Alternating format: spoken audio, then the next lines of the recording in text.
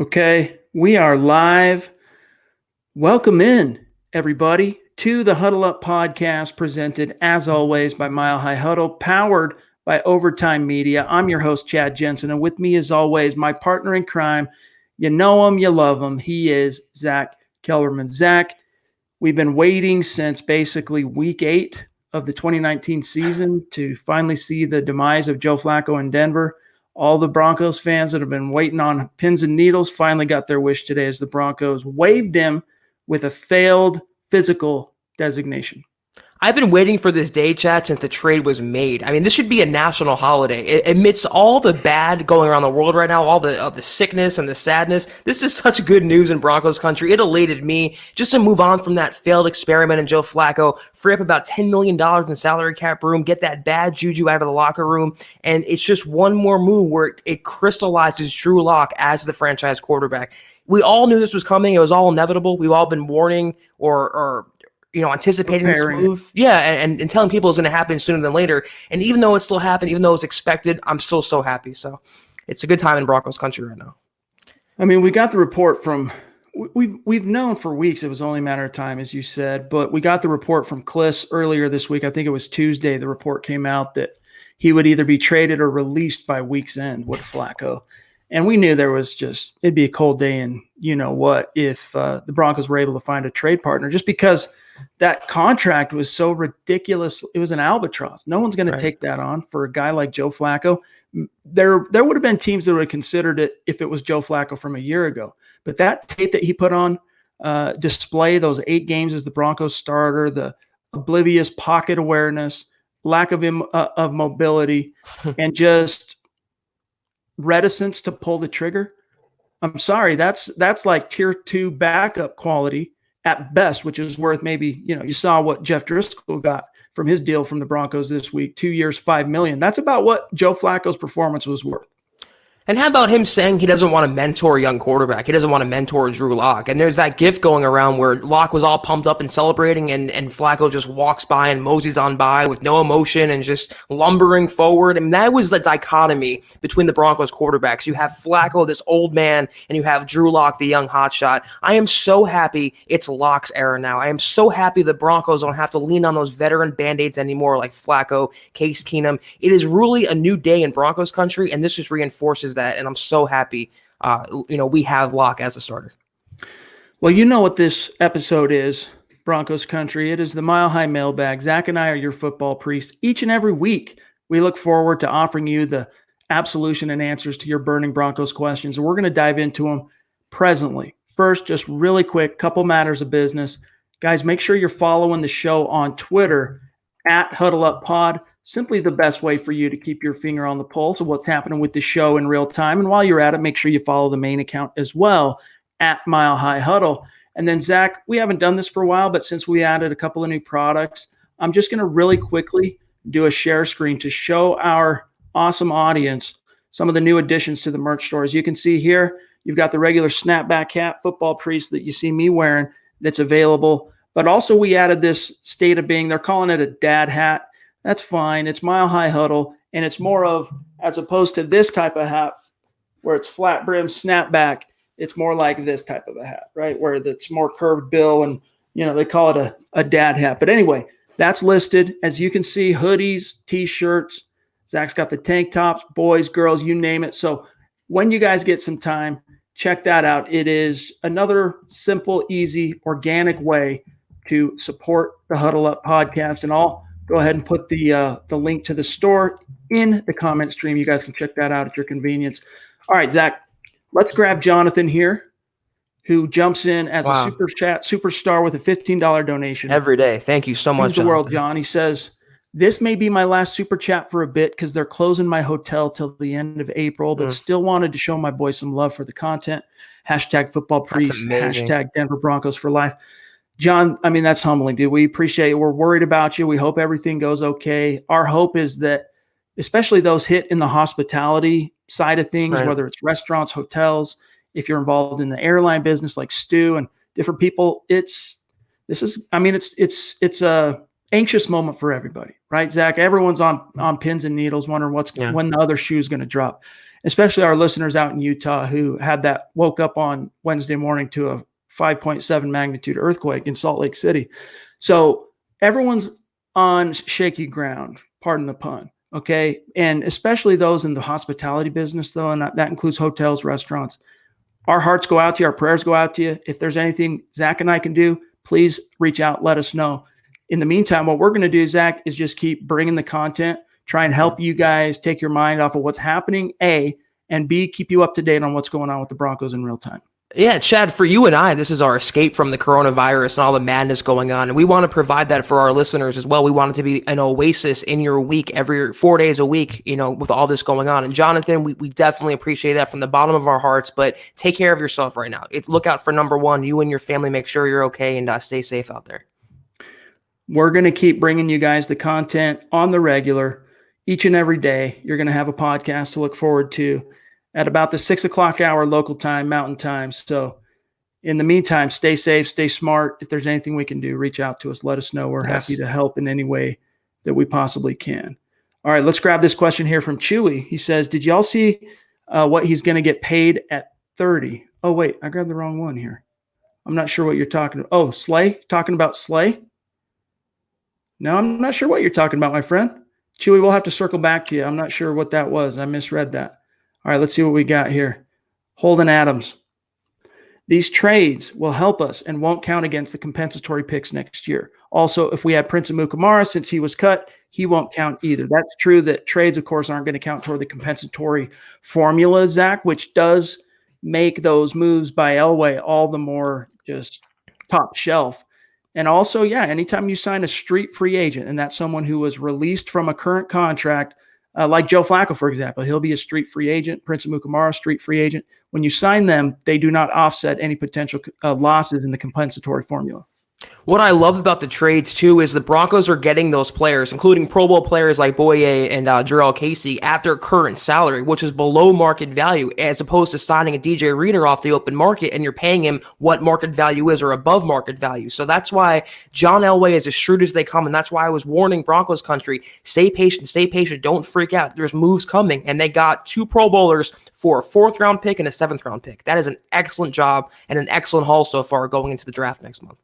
I mean, especially like with Jarrell Casey, when you realize that the Broncos, for a 7th-round pick, got a guy that's not only a 5-time Pro Bowler, but he's been to 5 consecutive. He's coming off his 5th consecutive Pro Bowl nod.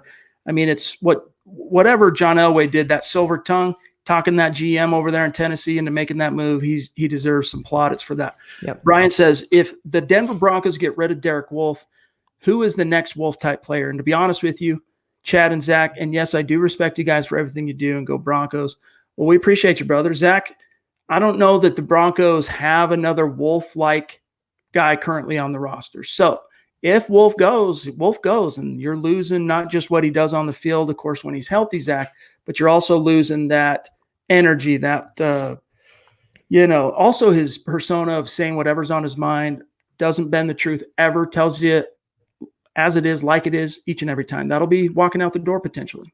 I mean, Wolf-like in what way, though? His leadership ability, his on-field talent. I mean, the Broncos can replace him production-wise, but yeah, his locker room presence, being that mouthpiece of the defense, that's got to be Justin Simmons now. It needs to be the young players stepping up. Philip Lindsay and Courtland Sutton on offense, Drew Lock, and on defense, you have Justin Simmons, A.J. Johnson. It has to be the new guard taking the place of the old veterans that passed and the old veterans that are no longer with the Broncos. So if Wolf doesn't return to Denver, I don't really worry about them replacing or losing his value in that sense, his locker room ability or his trash talking. They will always find a way to replace that, and they have young players who can step into those shoes. Yeah, he's, I don't think Wolf is per se like a rah-rah type leader like a DeMarcus Ware was, for example, but he did have players in that locker room. When he stood up to say something, people paid attention. He led by example. He led by his conduct out on the field, and he led by his conduct within the locker room. He was a lead by example guy. But honestly, the biggest thing for me with regard to Wolf, Zach, is, again, of all the holdovers that were here when Vic Fangio took the job and, of course, installed that different defensive scheme than what the guys were used to, significantly more complex, a lot more thinking being done, especially in the early stages of the season. Wolf was the one player that just took it and ran with it. and was the perfect fit for Fangio's scheme. So I worry and I wonder what the Broncos are really missing out on if they don't, if they look that gift horse in the mouth. And by the way, Edward jumps in, super chat, superstar up there. Man, Thank you, Edward. so awesome, Edward. $20 donation. That means a ton to us, my friend. You know that. Edward rejoicing that Flacco is gone and like Broncos country right now, turning the page on what was kind of in retrospect, Zach, an embarrassing trade.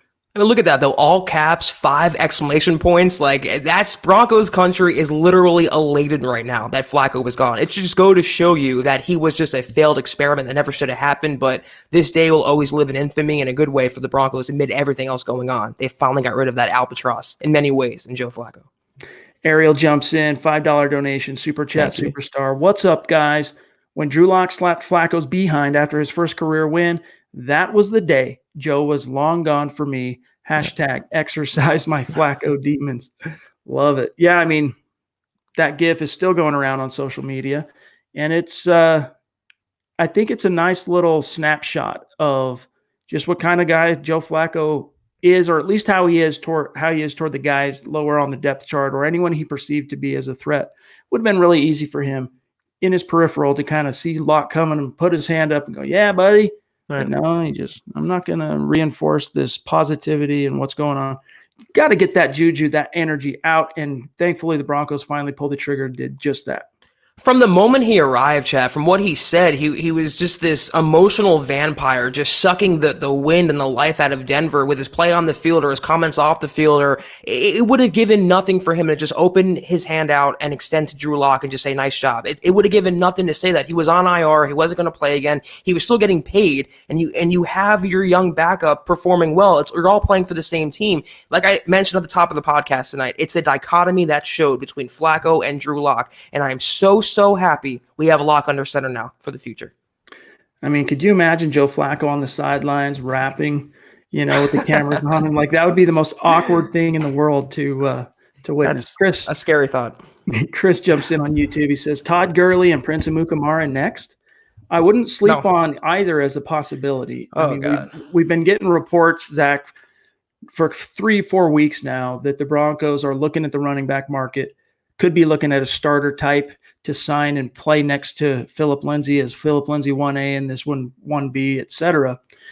Melvin Gordon was a possibility. Jordan Howard was a possibility. Gordon's still a possibility. He hasn't been signed as of when we started this podcast. Todd Gurley, though, was just released by the LA Rams, and he's a guy I think would be interested in coming to Denver because he's made it known on social media many years ago that the Denver Broncos were his favorite pro team. And I just don't think, though, Zach, as a true bell cow type running back, he's great in that regard, but he's not a receiving back out. He's not an all-purpose back out of the backfield for Pat Shurmur. And so if that's what the Broncos are looking for, is a guy who can do all three things, you might need to keep looking past Todd Gurley, as good as he is when he's healthy. Let me just emphasize your point a little more. According to Pro Football Focus, he was the lowest graded receiving running back in the NFL among all running backs with at least 25 targets last year. What purpose would he have in Denver, Chad? He has bad knees. He's a two-down kind of running back in that sense. And the Rams just released him 2 years, less than 2 full years, after giving him a huge deal. He has chronic knee issues. I just don't see what this would do. I hate this acquisition potentially. I hate this idea. Like Melvin Gordon, any of these high-priced free agent running backs, you have your young guy in Phillip Lindsay. Go draft a pass-catching running back and go to work with that tandem with him and Royce Freeman as well. You don't need Todd Gurley with his bad knees and all the headlines and narratives he's going to bring to the table. I just don't want him in Denver, Chad. I don't like that idea in the least.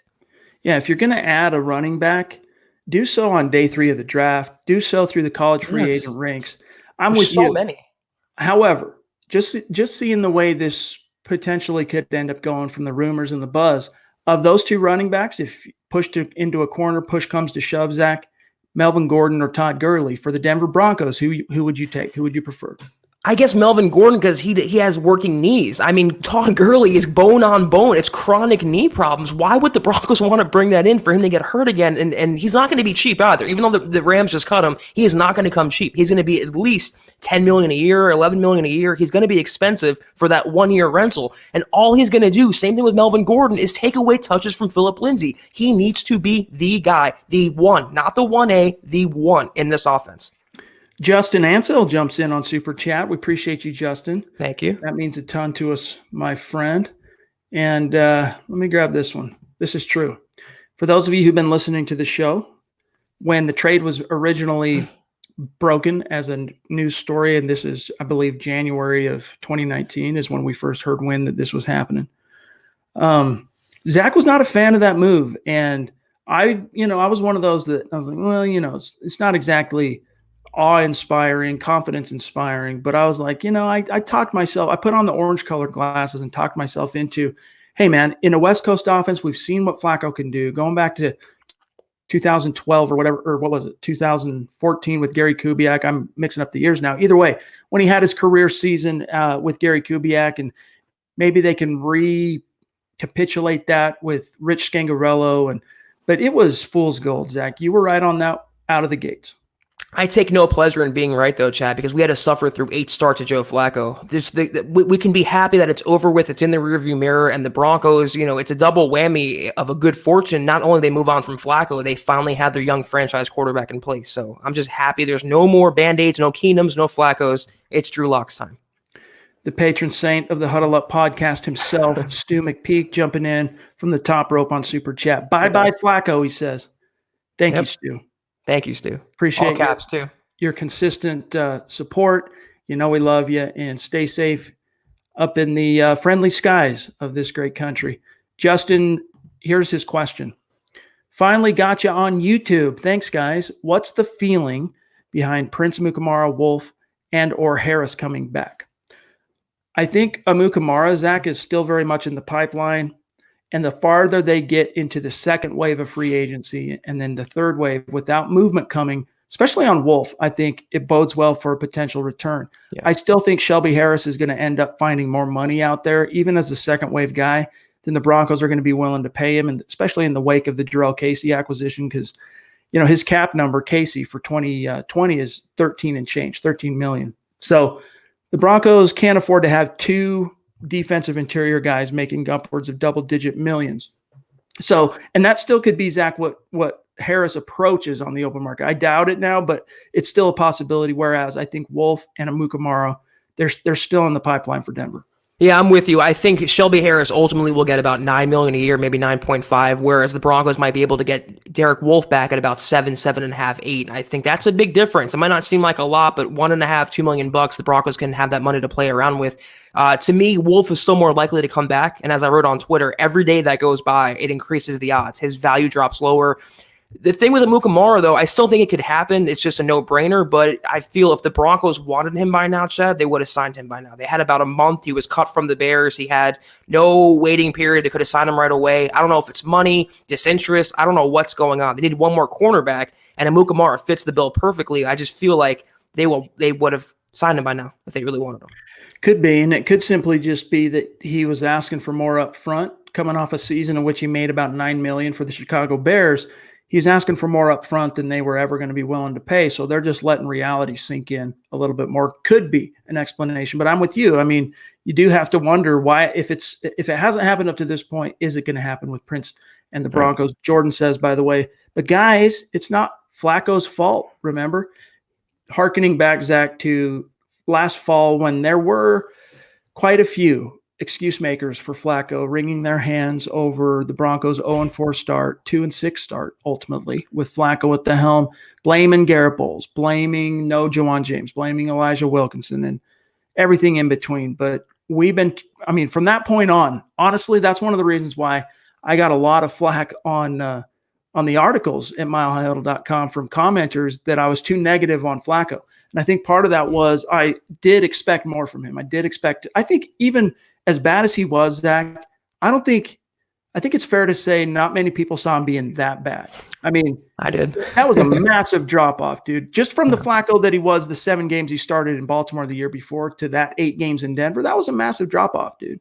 I can't remember any player in recent Broncos history having more apologists, Chad, than Joe Flacco. I mean, the guy could literally throw 4 interceptions and fumble and take sacks, and Broncos fans were quick to blame the coaching staff and the players around him. But you know what? Joe should go sign with the Chargers, him and Chris Harris Jr., 2 guys where it's never their fault. It's never, no accountability, no responsibility. They deserve each other over there in Los Angeles. Christian jumps in on Super Chat. Thank you, my friend. Thank you. Yeah, we'll just see. He's still in the pipeline. Only time will tell on Amukamara, but probably by the time we do our next podcast, we'll have an answer on Prince.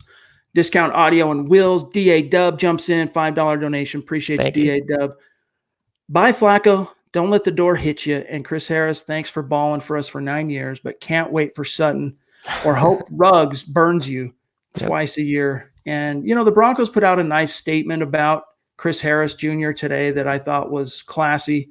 But, yeah, it's time to turn the page there. He'll eventually come back as a Ring of Fame inductee down the road, many years down the road. But you're going to see him this fall, all, you know, football gods willing, with this freaking coronavirus, going against your Broncos twice. Sutton is going to dominate him twice a year, and I cannot wait for that to happen. And the messed up part for Chris Harris Jr., or the ironic part, he didn't even get $20 million shot on that 2-year deal. It was with incentives. It can be a little under $20 million. So he turned down 12 a year from the Broncos. He's making, 9 and change from the Chargers. He really gambled on himself and lost big time. For that, that's only on him and him only. Stepped over $1 to pick up a dime, as they say. Right. Sebastian, appreciate the donation, my friend. That means a lot. Steve, we've talked about, thank you for the donation, by the way, Super Chat Superstar Steven. What is happening with Prince? Only time will tell. That's still in the pipeline. And up to this point, all I can tell you is that I've been told he's still a possibility for the Broncos. James jumps in. Appreciate the donation, James. I'm going to be cooking. We'll ask questions as I go. Cool? Absolutely, man. Ask questions. We'll keep an eye out in the comment stream. What are you making? And, what are you cooking, dog? We got artichokes going in at Clan Jensen's house tonight. So see if you can top artichokes. You ever eaten artichokes, Zach? I have, yeah. They're pretty good. I was picking some out at the grocery store just a couple days ago. And a guy's looking at me kind of cockeyed. I'm like, I look at him. He goes, "What the heck is that? Artichoke?" I said, "Yeah, you never had an artichoke, doc?" He's like, "No, that looks disgusting." I'm like, "No, dude." And I told him how to do it. And I learned him a little bit on artichokes. James jumps in. $5 donation on Super Chat. Thank you, James. Wish we could have traded Flacco to the Patriots. Do you think Elway has some more great trades up his sleeve?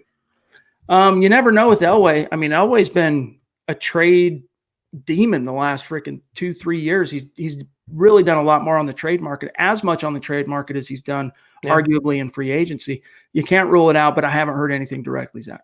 I think the next trade's going to come in the draft. He's not done yet by any means, but he got 2 Pro Bowlers. I mean, he took care of most of his needs going into the draft. I think he's done with the main splashes right now. You might pick up Derek Wolfe again, or might pick up Prince Amukamara, but the next trade will come next month in the draft.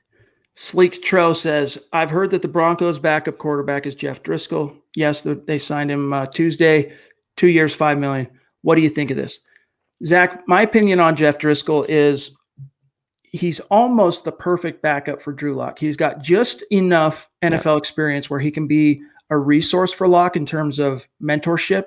You know, it's a far cry from even someone like Flacco in terms of experience, but he started 8-9 games in the league, and he's definitely a fit for the scheme in terms of his skill set.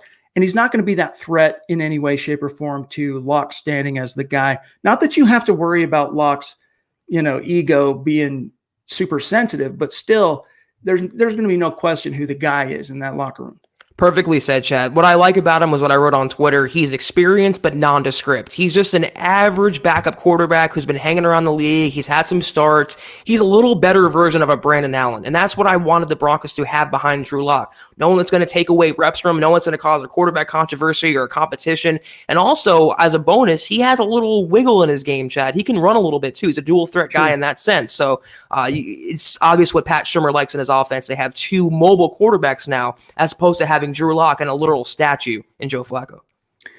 Jordan, that's so cool, man. You and James. I mean, to me, it's extremely gratifying to hear how the podcast gets weaved into everybody's life. Some people listen at the gym. Some people listen in the kitchen, when it's not bad weather, depending on where you're at in the world or in the country, because Broncos country is not a geographic location. It's wherever you are. It's a state of being. But whatever you're doing, cooking, I often listen to podcasts while I'm cooking, so it's cool to know how you guys weave the show into your life. It means a lot to us. Amaro jumps in with a $20 donation. Thank you, Amaro. Means a lot. Yo, you guys mind giving grades to all the new signings, trades, etc.? Yes, even Driscoll. FYI, my daughter's grandparents are both coronavirus hospitalized folks. This stuff is for reals. Stay safe and be smart. Love you guys. Sorry to hear that. We love you too, my friend. Hope they make it out of there okay. Yes. Prayers up. Zach, let's run through this rapid fire, okay? I'm going to serve this up to you. AJ Bouye, grade it. B+. Broncos gave up a 4th-round pick. I'm going to give it a B. Graham Glasgow. B+. I like the move. I think it's a little pricey, but I like the move. I'm giving it a B as well. Jeff Driscoll. B. Solid, unspectacular, and I think it's what the Broncos were looking for in a backup quarterback. Agreed. Jarrell Casey. A. That's easy A. 5-time Pro Bowler, durable as they come, underrated, can push the pocket, can stop the run. For a 7th-round pick, that's a steal. A+ even at that. I've changed my tune on that one a little bit. Not that I ever panned the Casey trade at all, of course. It's been a great trade from the get-go, but the more I've marinated on it, the more I've studied Casey as a player, I'm up there A+ on Jarrell Casey. Andy Janovich getting dealt to the Cleveland Browns for a 7th-round pick next year. Yeah, I'm going to say C+. I know he's not going to have a role in the offense, Chad. I know it's going the way of the Dodo Bird and Pat Shurmur scheme especially. He's just so valuable in the locker room, so good on special teams, good player to have. You always need those, 22 Janos. That's what you always want on your team. Just look what Brock Olivo said. So if it was a trade this year, I'd give it a higher grade. But for next year, I think you could have got a little more value for someone who's a multifaceted fullback. I think that's fair. Devontae Bosby. Getting re-signed, 1-year deal. A. They got him at a lower rate than they would have tendered him. He's a starting caliber cornerback, thrived in Fangio's scheme. I love it. They took a risk not tendering him, and it's paid off in spades. I agree. Joe Jones getting re-signed, the special teams maven of sorts and backup linebacker. I know it's your boy, Chad, so I know you probably have a higher grade than I do. I'm going to B-. Good guy to have on defense, on specials, not anyone that's going to win any Super Bowls anytime soon. So B- for me. 2 more. Elijah Wilkinson getting RFA tendered, making $3.25 million this year. If he's your starting guard for $3.25 million at right guard, I'm going to say B+. I'm not wild about him as a starter, but you could do a lot worse, and that's his natural spot at guard. So B+ for me.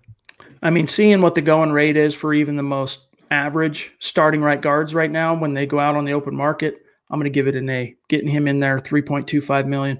Mike Purcell, same tender, $3.25 million RFA. DJ Reader got, 14 a year or 15 a year, and he was a nose tackle. So he was the highest graded run defender, I believe, according to Pro Football Focus in the NFL, Mike Purcell last year. Getting him at that rate, in Fangio's scheme, A-. I'll change it up. It's absolutely an A. Absolutely an A. So hopefully, Amaro, that does it for you, my friend. It just did another one of those jumps. I hope I didn't skip anybody. If it did, I'll go find it on YouTube. Let's grab Colin here real quick. He says, Deontay Spencer should be wide receiver too. He's understated and a perfect complement to Sutton. And thank you for the donation, Colin. Yes, that means a lot. We wondered last year why he wasn't getting more looks in the wake of the Emmanuel Sanders trade, especially when you weren't seeing a whole lot from Tim Patrick until, the Vikings game. And Deshaun Hamilton didn't show up to play until Drew Lock took over. We were wondering why Deontay Spencer wasn't getting more of a look. He's just been viewed as a gadget guy, but he does have some of that speed that the Broncos are apparently hell-bent to bring to the table.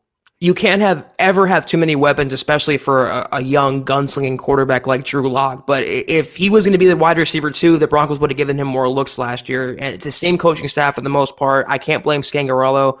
He's just not that future guy. It needs to be a Henry Ruggs or a CeeDee Lamb or anyone in the draft. It's not Deontay Spencer. Okay, let me see here. Angela jumps in. Up in Canada, $14 donation on Super Chat. Thank you, Angela. Great article on the cap at MHH. Where are we?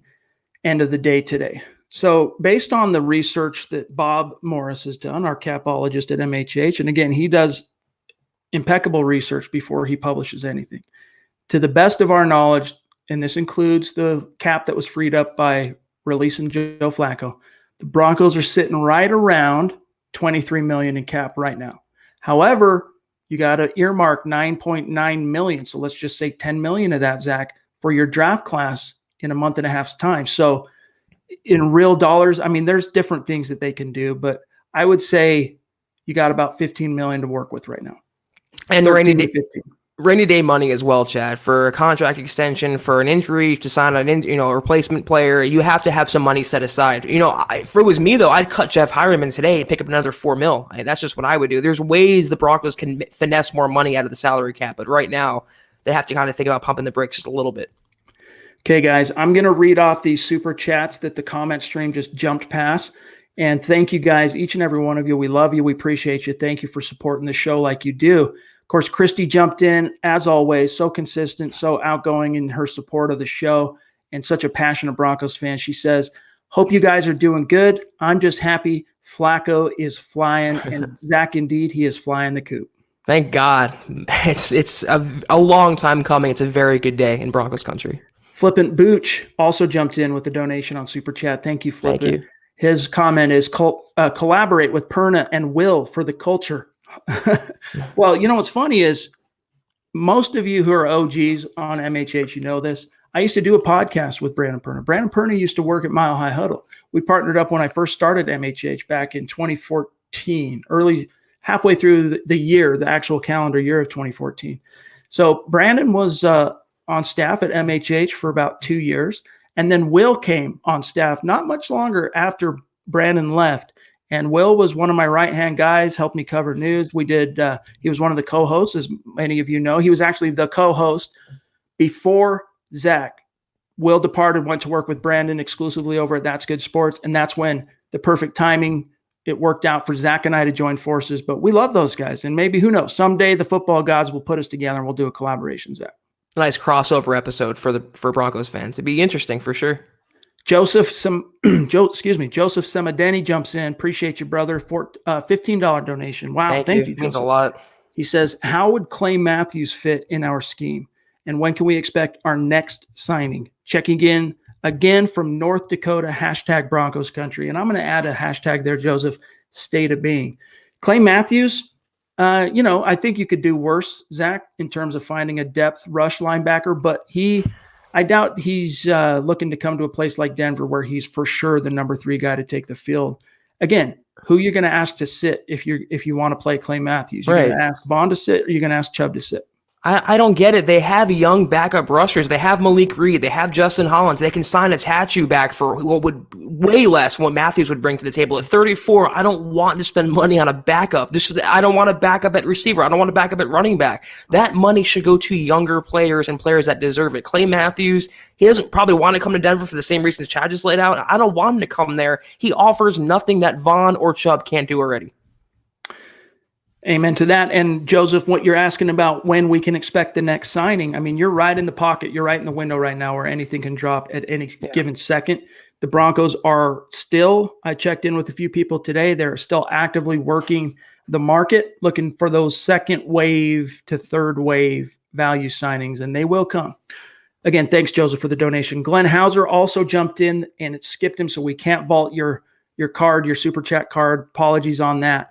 Sometimes that's just the way it goes, but we thank you for the donation. He says, how disrespected do you think Lindsey is feeling right now? Hashtag state of being in New Hampshire. Appreciate you, Glenn. Wow. What's your answer for him, Zach?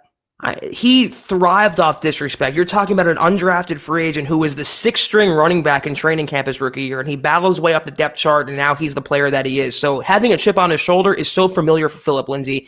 And if Gurley would be brought in, or Melvin Gordon, or any other veteran running back, he would find a way to overcome that. He would use that as motivation, and it would make him a better player. I'm not worried about Lindsey. I'm just worried about what the lack of touches would do to Lindsey's production. All right, let's grab Nad Ludlow. Appreciate you jumping in on Super Chat. He says, great show, guys. Much appreciation from Pennsylvania. DB for life. And then Justin Ansel also jumped back in. And that brings us current to Colin, and then of course, let me make sure on that, Angela. Okay, so we're current there. Let's see what else we got here. Bear with us here, guys. Jordan says, what happened with Chris Harris Jr. is going to happen with Melvin Gordon. He had an offer for $10 million a year from the Chargers, and he's probably going to make significantly less now. For sure, he's not making $10 million, Zach. He's not getting that from Denver. I know that for sure. Yeah, that's not going to happen. He's going to come in a little lower than that. No way, 10 is the number. Drew jumps in on Super Chat. Appreciate you, Drew. One of our you. superstars, longtime listener of the show. $10 donation. Thank you, brother. He says, at work right now, had to jump in to show some love. Hey, man, if we can help work pass a little bit faster, we are happy to do it. Thanks for joining us, my brother. Appreciate you. Let's see what Liberal Hater has to say. Is it ego that Harris Jr. didn't sign with us? I don't get it. He could have played slot. I'm all good with Bosby. Yeah, it's ego. Listen, you can't fault these players for wanting to capitalize on the finite window of time they have to earn as much money in this league as they possibly can. But there were some other forces at work here, man. And it came down to, I think, he was a casualty of his own ego. John Elway, I'm telling you guys, even though Harris doesn't portray it this way in the media, John Elway bent over backward to try and placate him last year and then also get him extended on a deal that we now see in hindsight would have been actually way over market value. Right. And so it just really did come down to ego, unfortunately, Zach, the way that unfolded.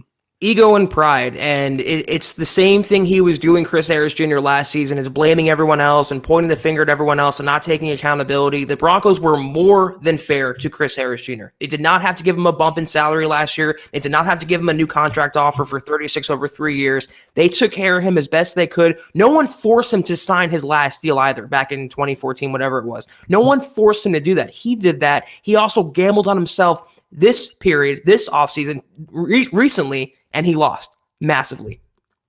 That's right. Eric jumps in on YouTube. He says, Chris Harris's interview today said he couldn't wait to share our defense with the Chargers. That's what I mean. He's out to try and rub it in our faces. Yes, he thanked the fans in the org, but he's bitter for sure. And guys, that's one of the reasons why you often see free agents depart to, and the teams that are the most in on them as a market interested suitors are divisional rivals, because what they're getting is not just the player, but the player's knowledge of their enemy.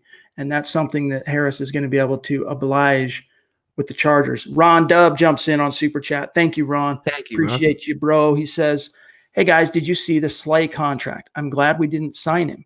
Bouye will be nice in this defense, and we should sign a good value wideout like Taylor Gabriel and pick one up round one. #Rugs in Denver. Zach, I think it was – actually, I didn't see. I'm lying now. I didn't see Slays. For a second, I don't remember seeing that article. About his contract? Mm-hmm. He is the highest paid quarter in the NFL now. He surpassed by, I think it's 16.7 a year. And that's why Chad and I were saying, don't hold your breath on Darius Slay. You don't want to give up the capital to acquire him and then a massive record-setting contract. To me, he's not worth that. Byron Jones was worth that, and even that was expensive for him. Darius Slay, at his age, with his production and his limitations, 16.7, it's way too much. That's approaching franchise quarterback money. No way. Amen to that. Terry Randall jumps in from the Great White North up in Canada, $5 donation. One of our Terry. Super Chat superstars. Appreciate you, Terry. Can't think of anything. Just keep it rocking. Love you all. Broncos country. Peace. Maybe who's left at D-line. #football priest. #state of being. Zach, there are some options out there. Let me pull up this article real quick while we're on the subject. There are some options out there for the Broncos. I know Eric Trickles checked in with a few people to see, who are some of these D linemen out there on the market the Broncos could show an interest in. And we published an article on that very topic today. Let me grab some of these names here. So besides Derek Wolfe and Shelby Harris, the three names we keep getting back are Timmy Jernigan, Mike Daniels as a possibility, and Jihad Ward. So if the Broncos want to make an outside addition, there are a few options still out there. I don't think Ndamukong Suh is one of them, guys. I know a lot of you are asking about him, but I don't think he's a guy that the Broncos are looking to bring into their culture. I'm still looking at this list. If you guys see the article, milehighhuddle.com, I'm still thinking Derek Wolfe's the most likely of these five names to end up in Denver. And no Jadeveon Clown either. He's not coming to Denver. I know some Broncos fans are wondering about that. He wants $20 million. It's not going to happen. Among the picked over market, Derek Wolfe or Shelby Harris is the best option for Denver. And that's why I think as time goes on, increasingly, the odds go up with them coming back to Denver for a couple more seasons at the minimum. Dude, it's crazy. We've already been on for 39 minutes. It doesn't feel like that to me. It feels like we've been on for 5 minutes. Yep. Man, you guys make time fly. Edward jumps back in off the top rope. Man, Edward, that appreciate you, bro. That means thank you so much to us. So ready for next season. Let's go Lock. The AFC West is going to be the best division next year. You guys rock. Keep up the good work. Denver Broncos for life. I agree, man. I'm so excited to see what the future holds. That's why this coronavirus BS can just go jump in the lake, Zach. Yeah, they're going to, if the game is played next year, if the Broncos have a season to be played, they're going to have a very explosive offense. And for once, Broncos fans are going to have fun watching a Denver offense. It's going to be exciting. I honestly do think it'll happen. I think worst case scenario is the NFL season. Remember, the NFL was the last of the dominoes in the sports world to cancel anything or make any kind of changes. They waited and let everyone else make their decisions. And I think they'll also be the last ones to make any kind of change to their traditional schedule. So I think hopefully within a month's time, this whole thing gets burned out and we can move on to living life again in the United States. And that trickles down and bodes well, hopefully, for the NFL. Adam jumps in, super chat, $5 donation. Thank you, Adam. Is there any real interest from other teams from Wolf? Love the show. Been listening from the beginning. Appreciate you, Adam. Longtime listener. There's definitely interest in Wolf, but the catch and one of the things that's real, I mean, you want to talk about being cursed by the coronavirus, his inability to travel right now and go get his various injury points examined by a team medical doctor and in a physical, that is significantly holding back his market. Derek Wolf, that is that. And considering what he's tweeting, Chad, about proving people wrong, it seems to me he's not getting the offers that he would expect. And I think he brought that to Denver. He wanted more money. They were willing to offer him. Not a lot of interest out there for a perpetually injured 30-year-old defensive lineman. That's why I'm saying every day that goes by, his odds of returning to Denver increase. And I think ultimately it'll happen. There is some interest in Wolf, but it's nowhere near probably what he was expecting it to be. Christy jumps back in on Super Chat. Another donation. Thank you, Christy. Hope y'all have a nice night. You as well. You as well. Yes. Much love to you and yours. Appreciate you. James, Zach, I get that. Excuse me, Zach, I get that. Don't want a veteran receiver, but you do. But do you? Geez, listen to me. It sounds like I'm having a stroke here. Zach, I get that you don't want a veteran receiver, but what do you think of Philip Dorsett? Never made more than $1.5 million. Limited production, but wicked speed. In keeping with Elway's MO too, fills holes. I guess he's not going to settle for $1.5 million though on the open market. You're going to have to pay $5 or $6 million, and if he has one job, that's to run really fast. You want to devote that money to a guy who has a limited tool chest. I wouldn't do it. Just get a Henry Ruggs, CeeDee Lamb. They're complete receivers. Kill two birds with one stone. That's just the route I would go. That's just my personal preference. James jumps back in here. Have some money, he says, and I'm making enchiladas. And yes, I've had artichokes. I love them with garlic butter. I'm waiting on Prince with fingers crossed. You know what's weird? When my wife and I got together, and the first time I made artichokes, I do it the same way, James. Butter, garlic, dip it in there. Bomb. It's the bomb. My wife, though, she dips those little leaves, whatever, the petals, whatever, of the artichoke into mayo. Too much for me. Too much mayo. For me. Yeah. Tomato. Interesting. Yes. And she converted my daughter. That's why my daughter eats them now too. To me, I tried it. I gave it a whirl, but you can't even taste the artichoke. Duke, our friend, jumps in on Super Chat. Thank you, Duke. Thank you, Duke. Means a lot. Says, what's up, my dog? Sitting in the living room with a bunch of us Broncos fans watching on the big screen TV from Oklahoma. Awesome. Appreciate that. That's awesome. Appreciate each and every one of you. Welcome in. Thank you for spreading the word to all your friends. Yep. And that's just organic way to help the show, and you're doing it. We appreciate you, my friend. Let's see what else we got here. Let's grab some non-super chats. Rod TV. Now that we got Jarrell Casey and all the linebackers are gone in free agency, I think we should trade up to get Isaiah Simmons and get a wideout in the second or third round. Just makes sense. Your thought?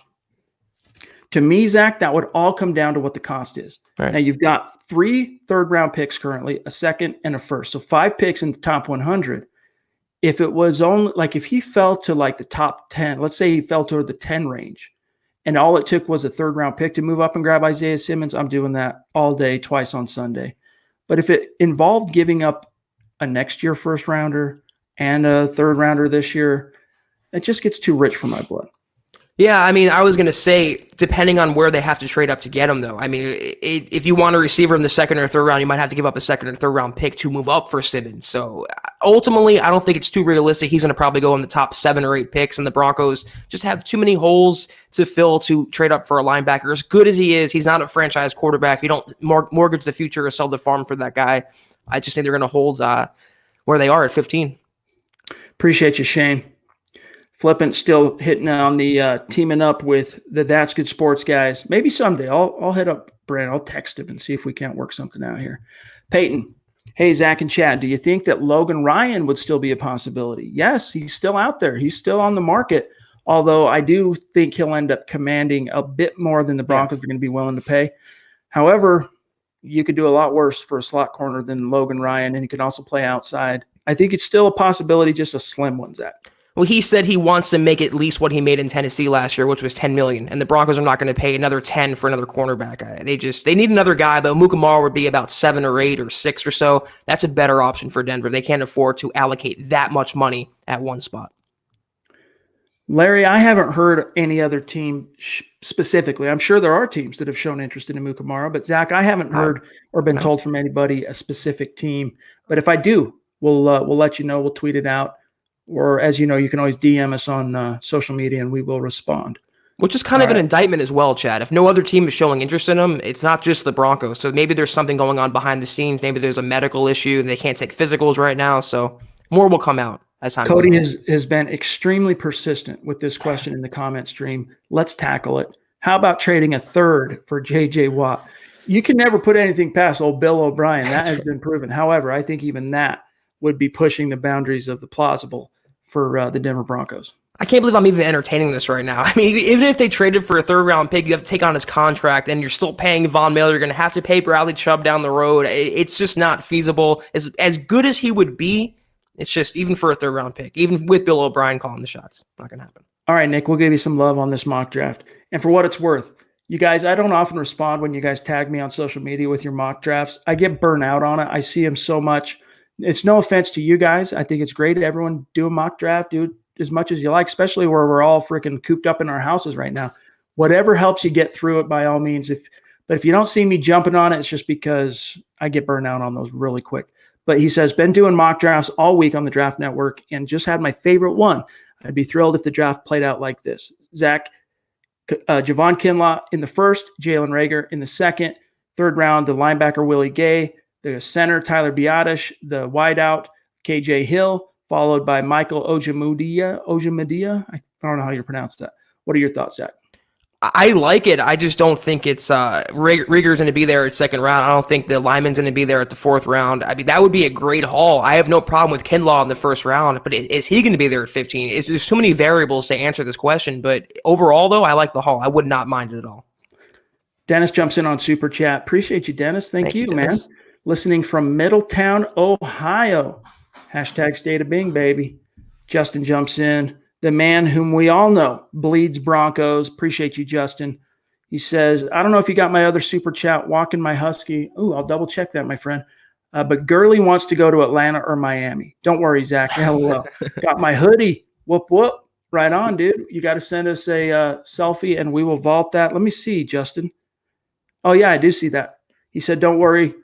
Zach Gurley already said Miami for Atlanta. Thanks, Justin. That means the world to us, man. Your support, that's awesome. Send us a selfie with that hoodie, and we will absolutely vault it and show you some love. But, yeah, Zach, I don't think fans have to really worry too much about Gurley landing in Denver. I don't think so either. But, Justin, let us know how you like the hoodie as well. I like mine. Very well made. Let us know. Zach Lee Butler jumps in. $4. Appreciate you, brother. He says, why are the Broncos ignoring the coverage linebacker? Well, I don't think it's so much. Well, I think they expressed interest in linebackers, okay? But when the price got out of control, they're just not in a position where they really feel like they need to be desperate at linebacker, because Todd Davis is a very competent linebacker and Alexander Johnson emerged. So they feel like if they had to play football today, they can get by just fine at linebacker. You got Josie Jewell waiting in the wings. I mean, that's pretty solid three-man rotation, and I get that coverage isn't the forte of any one of those three. So you do need to bring somebody in. But to the Broncos, the reason you're not seeing them go spend through the nose is they just don't see it as a Category 5 gaping holes at. Yeah, and you know what? 3-down linebackers who can do it all, sideline to sideline guys like Navarro Bowman in his prime or Patrick Willis, they're so hard to find. And that's why the Schoberts and the Corey Littletons are getting overpaid on the open market. They're just a very, very premium position. With Vic Fangio, though, they can make up for that talent deficiency even with Todd Davis. They have one guy in A.J. Johnson. They'll draft another guy. They have Josie Jewell. The sum of all their parts, they can get by with an inside linebacker. Jeff Cohen jumps in, $3 donation on Super Chat. Appreciate you, Thank Jeff. you. He says, please no Gurley or Cooks. Hashtag football priest. So he's not feeling the Brandon Cooks thing either, Zach. Your thoughts? It's the same. You're taking on his contract. He's had injury concerns. Why would you want to pay that much when you can draft a Ruggs, draft a Lamb, draft whoever at a fraction of the cost for peanuts on the dollar? I just don't understand the point in dumping that much money into a retread wide receiver, especially one like Brandon Cooks, who's kind of one-dimensional. Oscar jumps in on Super Chat. Thank you, Oscar. That means the world to us. It's good to see you. He says, if in the draft, what middle linebackers do you guys like? I'll give you a name to go check out when you get some time. Go on to YouTube, watch. There's not a ton of film of him, but there is some. And that's Akeem, what is it? Akeem Gate, the Appalachian State kid. What's his name? I always botch it, dude. Appalachian State linebacker. Let's see, hold on. Akeem Gaither, what is it? Eric's eating his heart out right now because that's his boy. Gaither linebacker. Bear with me, guys. I'm sitting here making a recommendation. Akeem Davis Gaither, Judas Priest. Thank you, Google. He's a guy to keep an eye on that is slowly rising up draft boards. He went before the Combine, the Senior Bowl, and all that. He was kind of viewed as a late round potential college free agent caliber prospect to, it wouldn't surprise me, Zach, to see his name get called on day 2 of this draft. And you're looking for that utility guy. He's kind of a Isaiah Simmons light in terms of he can play linebacker, he can play a little DB, like he can play in the box, do just enough to cover as a linebacker or as a safety. He's a guy I really like. And then there's the obvious guys that are high up in the draft in terms of the Oklahoma kid. Geez, I'm having a hard time with names. Is it Norman? No, what's his name? Kenneth. Oh, it's Murray. Thank you. And then Queen from LSU. So there are some options, Zach, but I like Davis Gaither. I do too. That's the route I would go. I would wait a little longer. It's not a dire need. You don't take an inside linebacker over a receiver or offensive tackle. They have other bigger and more important fish to fry. But on the second day, third round, fourth round, whatever, I have no problem with ADG. I also like that Logan Wilson up in Wyoming. You know, we introduced you guys last night on yesterday's pod to Luke Patterson, who went up to the Wyoming Pro Day and got an up-close look. And the things I heard back from Luke from that day, I like the idea of possibly even Luke Wilson, possibly round 3. But if you can get him in round 4 like you did Josie Jewell, even better. All right, let's see what else we got here, guys, as we start winding it down. Bear with us here. DJ wants to know, if Sutton is the Broncos' number 1, why would you waste a first overall pick for a number 2? Broncos need to go corner or linebacker with 3. I don't know what you mean by 3, but that's what we've been trying to tell you, dog. That's what we've been trying to tell our listeners. I have anyway. Maybe Zach not quite as stringently as myself, but I'm not down for the Broncos. And it's mostly just because of the deep wide receiver class. I would rather the Broncos get a non-wide receiver blue chip guy in the first round, but I'm just also knowing which way the wind's blowing. It's probably going to be a wideout.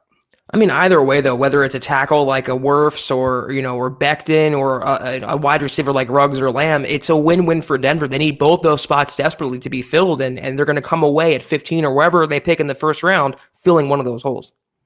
Dan says, do you guys see us playing an East Coast game, London game, and then the bye? Can't wait for the schedule release next month. Dan, my understanding is that was one of the stipulations for the Broncos accepting that game is Fangio wanted it the week prior to be an East Coast trip. So they play on the East Coast, and then instead of coming home, they jump from that point across the pond to London, and then they play that game against the Falcons, and then they come home to their bye. So then they get 2 weeks off. That's my understanding. I'll be stunned, Zach, if it doesn't shake out that way on the schedule. And like I've been saying, I hope that's toward the middle of the season or at the latter part of the season. I don't want that London game to be like week 4 or week 5 to have the bye that early and then have the Broncos to play 11, 12 games in a row. So hopefully the way it's scheduled, we don't know until the schedule comes out that night what it's going to be like, but hopefully it's more staggered in the middle of the year. Yeah, Glenn's saying, bite your tongue if they have a season. I agree. We can't put that bad juju out there, right? We can't. That's right. No self. Shame on me, Chad. Prophecies. Shame on me too. Hey guys, we're just worried, right? This is so weird, and we all cherish football so much that's one thing that we all look forward to each and every year. For me, as a kid, you can't wait for Christmas. That's your birthday, these special days. I think for most of us, that feeling as adults for us is the football season. I still get that feeling every September in regular season opener. It's so exciting, and just it being fall, it coincides with that. Football has always been my life, Chad. You as well too. So we have to just keep positive vibes going. I mean, that's the whole reason I ended up in this business, guys. Doing what I do is I was a very passionate fan of the game, fan of the Broncos, and I started just putting my thoughts out there on the internet. Wasn't getting paid a nickel. Developed a little following. One thing led to another. I eventually had the opportunity to start milehighhuddle.com, and here we are. The rest is history. It's all passion. That's why we just don't want to see anything happen to the NFL season. Adam's saying he's artichoke mayo guy too. Just weird. You and my wife like the mayo. I don't know. Chewy. Kevin Johnson signed a 1-year prove-it deal with the Browns for $3.5 million with up to $6 million in incentives. Thank you for the update. I hadn't seen that yet. So that removes Kevin Johnson, who the Broncos, Zach, had been rumored to have an interest in. Ex-Texans first-round pick, by the way. Yeah, that's a great steal. That's a great value for him. I like that a lot, but I wasn't that crazy about him. I'd rather have a Mukamara, but we'll have to see what direction they go. Uh-oh. I don't know if Broncos country can take this question. Miller 707 champ. Would you trade Vaughn and a couple of picks for the second pick, and you also get Chase Young? I love Vaughn, but it would be tempting. That would be tempting. I mean, here I am talking about looking gift horses in the mouth and whatnot. Far be it from me. That would be tempting. I don't know if I would do it, though. I don't know if I would do it. It would really have to be a push come to shove scenario. I want to see Vaughn one more year in this defense, Zach, before I really would entertain the notion of moving on from him in any way, shape, or form, even for such great value like that. And I think he's going to bounce back this year with a Vaughn-type season. I think that was just a weird outlier for Vaughn to have a down year with him putting on weight and having that knee injury. I think you're going to see the Vaughn of old come out and retake that torch back from Bradley Chubb that he passed in 2018. Gennaro jumps in on Super Chat. Appreciate you. When do you think sports in general will be back? Listen, as you guys know, Zach and I, we're not doctors. Even Nick Kendall, he's got a master's degree in epidemiology. He's got a background in it. He works in it every day. That's not what Zach and I. That's not our level of expertise. However, what I can tell you is we're in uncharted territory. There's no way to know for sure. Nobody has a crystal ball, right? But my feeling is by the time we get to, where are we? We're on the 19th of March now. I think by the time we get to this same day in April, the panic aspect of it is going to be in our rear view. People are going to be getting back to normal. However, it's still going to come at a cost. There's still going to be possibly millions of people who end up losing jobs in the United States because of the social distancing thing and states and federal governments mandating certain businesses close and whatnot. There are going to be some casualties. So I'm hopeful that by halfway through April, this could be behind us, but it just depends on where you're getting your information. A lot of the stuff I've read has been positive today. There's some things brewing from the federal government with the FDA on some possible, I know they're working on a vaccine, but some actual medications that could immediately mitigate the effects of COVID-19 and make it so that we're, if you get sick with it, you take this pill, you're fine. So we'll see how it shakes out, but I'm hoping a month's time, Zach, the majority of this can be in our rear view. I hope so as well. There's a lot of fear-mongering, I think, and panic being put out there, a lot of media dissemination. I'm personally hopeful it's not as dire as people are making it out to be, but we'll have to wait and see and just take precautions either way. Prepare for the worst, wash your hands, keep up basic hygiene, socially distance yourselves, and hopefully we can, overcome this as a whole. Jensen Jr. jumps in, $5 donation. Thank you, brother. He says, awesome last name, Chad. LOL. I would like to know how we are going to cover Travis Kelce. He is our biggest problem every time we play the Chiefs. Jensen, the problem is that's the $1 million question for all 31 teams not named the Kansas City Chiefs. Does Travis Kelce ever get shut down? I mean, I can't think of the last time he really got shut down, especially when you've got such a dynamic thrower of the football and a playmaker at the quarterback position as Patrick Mahomes. So the Broncos are going to have to come up with an answer. What I'll tell you is Vic Fangio, I think his scheme was a lot better in terms of limiting tight ends because, as we all know, in the man coverage 3-4 scheme that press man type of coverage that Wade Phillips brought in 2015 and Joe Woods kept and Vance Joseph kept, tight end was always the Achilles heel. And it wasn't quite that way last year with Vic Fangio, even though Travis Kelce still found a way to eat. I honestly don't know what the answer is, Jensen, other than maybe getting a guy like Isaiah Simmons in the draft. He's going to get his, though. I mean, Travis Kelce is just the best tight end in the game, and he's always going to get his yards. It's just a matter of limiting those yards and limiting that damage, and the Broncos have the scheme with Fangio. They have Justin Simmons. They have A.J. Johnson. They can bracket him. I mean, they will find a way to contain him. I don't know about stopping him. That's a pretty tall task. The Fredzilla on Super Chat. Fire Elway, hire Zach. Ready and waiting. Hey, you take that salary, right? And the benefits. Yeah, look out, John. Coming for you. Yeah. Deshaun jumps in on Super Chat. Thank you for the donation, my friend. That means the world to us. All right, guys, this is the Mile High Mailbag, so we're going to make sure we don't miss any of our Super Chats here, but we're running out of time. So let's grab Justin, who jumped back in. He says, love the hoodie, super comfortable. My girl is already trying to steal it. LOL. Got to get her one now. You think Flacco tripped over his ego, on the way out? Probably, Zach. Probably, yeah. If he can move his feet and shuffle his feet fast enough, we don't know. Grab this one, Zach. I'm going to check YouTube real quick and make sure we didn't miss anybody.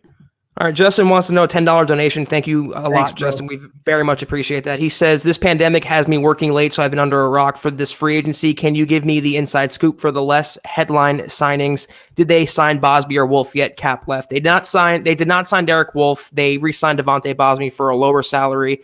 Cap, what was it, Chad? What was the number that you had before? On Bosby? On the cap left. Oh, on the cap, $23 million. Yeah, so that's where they're sitting right now, and they just released Flacco. That's I don't know if you kept up any of the signings. I don't know if you want to go over them one by one, like we did earlier in the show. I would just say, Justin, listen back to the pod since we're so late in this particular episode. But we went through every transaction the Broncos have made as far as incoming, and we graded the Andy Janovich trade as well. It's just so when this is over, just rewind and check that out. But we are current, so that's good. Deshaun, we grabbed you. Appreciate you, bro. Let's see here. We're running out of time. Oh, my friend Dale jumps in. Wow. Super chat, $25. You are the man, Dale. Thank you so much. He says, Elway is going to bring in someone who impacts as much as possible, but at a minimum, starts day one. This has been his mantra. That being said, what player do you see coming in day one and for sure takes a starting role? I'm not sure if you're asking, my friend, that someone who hasn't been signed. I think up to this point, with the exception of Jeff Driscoll, every player the Broncos have acquired, whether it be trade or re-signings or signings, is projected currently to be a starter. That includes Mike Purcell. That includes Elijah Wilkinson. That includes Graham Glasgow, obviously. That includes everyone they've brought in, Jarrell Casey. So anyone on the outside, trying to think, value guys. That's hard to say. I'd have to give that one more thought, Dale, than being able to answer that one in the moment like that in terms of an outside guy. Zach, you got anyone? Maybe I'm misinterpreting the question, but if they bring in a Mukamara, he would be an impact player from day one. Maybe not a starting player, but definitely significant snaps. And if you're talking about the players already brought in, they're going to make the biggest impact. That's Jarrell Casey. I mean, you're going to put him in that Vic Fangio defense right smack dab in the middle. He is going to make plays from the opening whistle. Broncos fans, if you don't love him already, you're going to love and adore Jarrell Casey.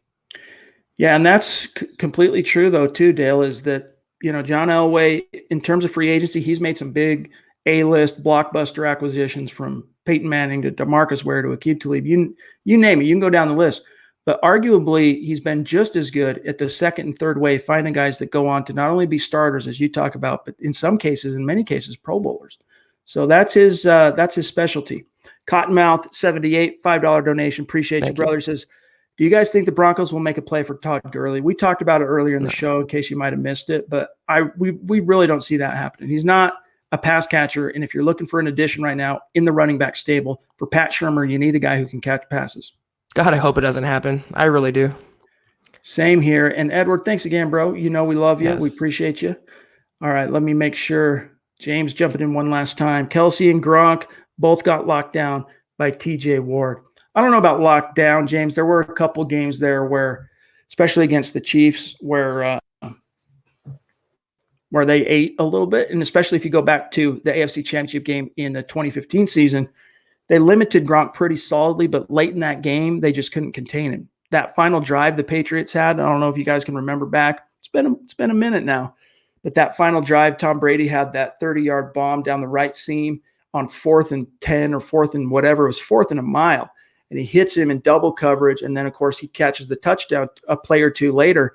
And then on the 2-point conversion, they pressure Brady, rolls to the right, throws it, tip, picked off by Roby. Broncos are going to the Super Bowl. So that was a little trip down memory lane. But TJ Ward, in those 2 years when he was really popping, I'm talking 2014 and 2015, I'll even throw in 2016, that 3-year window, Zach, he was a Pro Bowl All-Pro player for this team.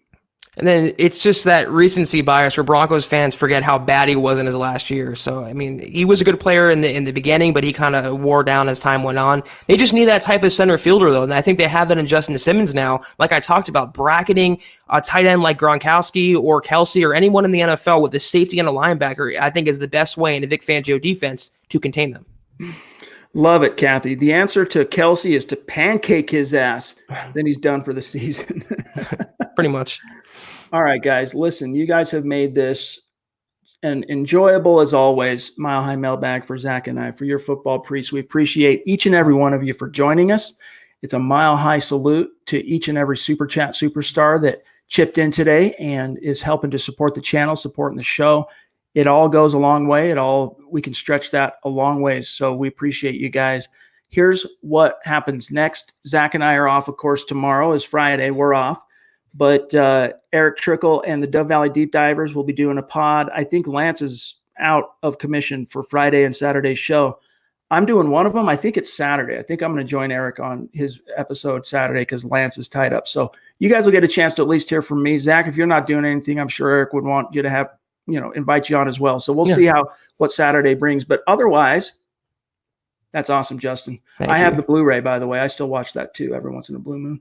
But otherwise, Zach and I will be back in the saddle with a full Huddle Up podcast episode for you live Sunday night, 6:15 Mountain, 8:15 Eastern. And until then, stay safe. Don't touch your face. Wash your hands. And Zach, have a great weekend, bro. You too, everyone out there. Practice social distancing, and we can get through this pandemic together. So we'll see you guys Sunday. We'll get through it. Much love to each and every one of you. Shout out for Zack Kelberman. I'm Chad Jensen. We'll talk to you Sunday night.